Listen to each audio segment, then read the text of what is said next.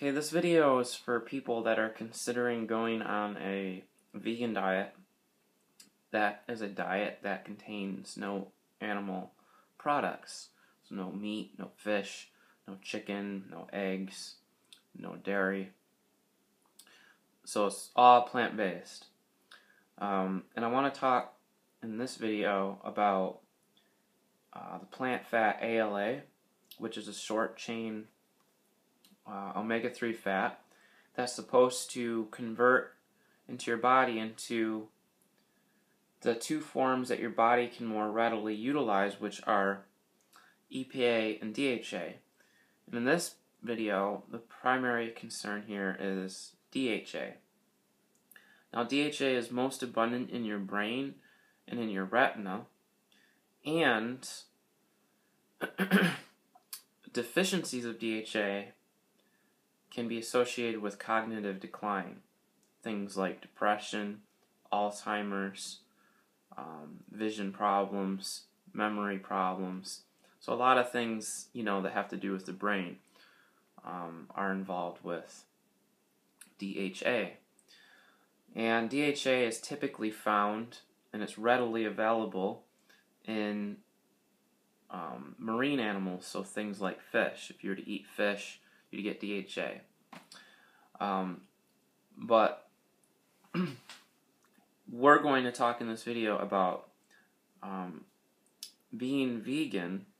You're not eating any animal products, you're not eating any of the fish, and you're trying to rely on the ALA, the alpha-linoleic acid, that's supposed to convert into EPA and DHA. And this information that I'm using in this video is taken from johnbarron.org, who is a leading nutraceutical researcher. He's got a lot of great information on here, and I like to go to his website to learn a lot about nutrition and health. And I can put his link down in the description box below. Now, there's an enzyme that makes this conversion possible from converting the ALA into the DHA and EPA. This enzyme is called delta-6 desaturase. But the problem is that this enzyme, delta-6 desaturase, can be inhibited up to 50% or more by an overabundance of linoleic acid. These are omega-6 fats. Now, this is a problem because most people in the United States and elsewhere consume an overabundance of linoleic acid in the form of these these omega-6 fats. They get them from refined foods, packaged foods, vegetable oils, hydrogenated fats, corn oil, canola oil, safflower oil, all these different oils and bad fats that people are getting in packaged processed foods at the grocery store. And by using the vegetable oils, they're getting too much of this omega-6 fat. Okay? And this is going to significantly inhibit, up to 50% or more, the delta-6 desaturase enzyme that is needed to convert the ALA, which you get in flax seeds and stuff and plant fats, into DHA. So there's this problem of conversion that happens. So the enzyme is literally used up in the desaturation process involved in getting rid of excess omega-6 fats. It's found in sunflower oil and corn oil, etc. Therefore, the enzyme is no longer available for converting ALA to its more usable cousins, DHA and EPA. In addition, the delta-6 enzyme is also inhibited by the trans fatty acids found in hydrogenated oils, margarine, shortening, and refined oils, all significant components of the modern diet. Delta-6 is further inhibited by high levels of insulin, a problem in large percentages of civilized societies where obesity and diabetes are soaring. In America, 2/3 of the population is now considered overweight.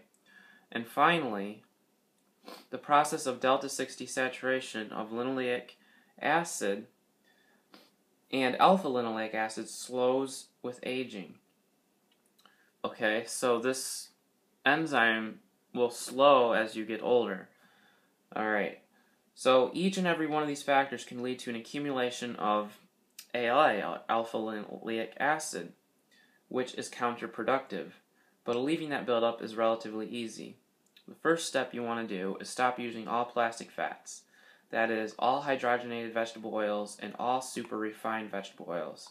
The high temperature that these oils are exposed to dramatically changes their structure. This may be the single biggest flaw in the alpha-linoleic studies. No distinction was made between highly refined and cold-pressed oils. They are not the same. They behave very differently in the body. The second step is stop cooking with high omega-6 oils, such as safflower, sunflower, and corn oil, and shift to olive oil, coconut oil, avocado oil, and grass-fed organic butter in moderation. And if you need to use oil for high-temperature frying or sautéing, use small amounts of refined avocado oil or Spectrum Natural Super Canola Oil, which are both heat-resistant. Shift away from high glycemic refined carbohydrates and move to a more Mediterranean-style diet to help lower insulin levels. And finally, an effective method of counteracting the effect of the slow desaturation of linoleic acid is to provide the 6-desaturated metabolite gamma-linolenic acid, GLA, directly in the elderly with GLA supplementation. The best source of GLA is black currant seed oil. Another good source is evening primrose oil. One other advantage to GLA supplementation is that much of the GLA is converted to DGLA, which competes with arachidonic acid and prevents the negative inflammatory effects that arachidonic acid otherwise causes in the body. So as you can see, it's kind of a complicated thing. It's not as simple, as just as the vegan doctors say it is, about how you should just include flax seeds, chia seeds, walnuts, and eat broccoli, and a lot of these plant fats to make sure that you're getting enough DHA. They don't tell you about the delta-6 enzyme, okay? And a lot of their vegan talks, when they're trying to convert you to become vegan, they don't talk about the delta-6 enzyme.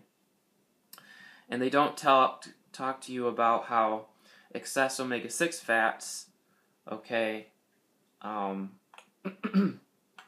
inhibit up to 50 times or more this delta-6 enzyme from working correctly. And they don't tell you either that as you get older, that delta-6 enzyme works, less efficiently.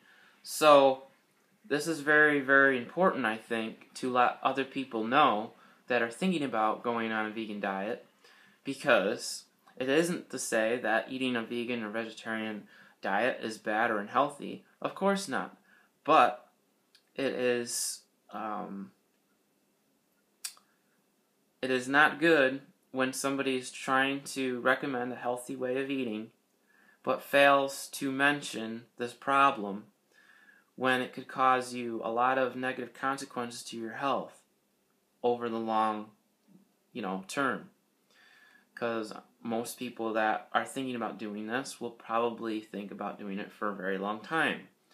And you don't want to go along with this for, say, 2 years or 3 years down the road and end up with a DHA deficiency and be suffering from cognitive problems, when all you really needed was somebody to tell you this, important information so that you can now take an important and make an informed decision about how to make sure you get enough DHA. And that's what this video is basically about. I want to let you guys know that in order to be healthy and stay with this vegan or vegetarian diet, that you can take a DHA algae supplement, okay, and it's completely vegan, it's plant, and it will provide your body with the DHA that you need. If you don't want to go that route, you can still supplement with a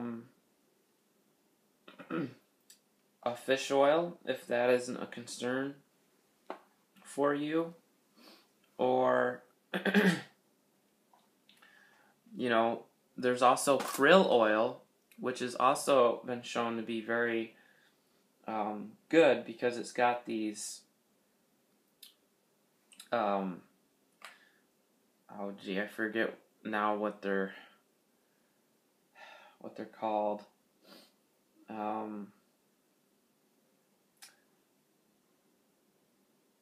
But anyways, the krill oil, the fish oil, they got the DHA and the EPA in them to be readily used by the body. And of course, the better reason for taking that, than eating the fish is because fish is full of mercury and dioxins and other toxins and stuff. So it's a less healthy way to go. So if you are going to choose to consume the DHA directly from an animal source, it's better to go with a reputable and good quality company that produces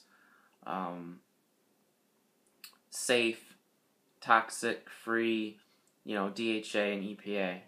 So hopefully this has been an eye-opener to anybody that's thinking about going on a vegan diet and making sure that you have sufficient levels of DHA, because not really anybody's talked about this on YouTube. I mean, they've talked about the conversion rates of ALA to EPA and DHA and how it's not very good in vegans, and also how if you aren't supplementing with DHA as a vegan and you're a woman and you're pregnant, your breast milk is going to be much lower, studies have shown, in DHA, which is really important for growing a healthy baby. So really nobody else has made a video about this on YouTube, so I'm basically the first one that's talking about this.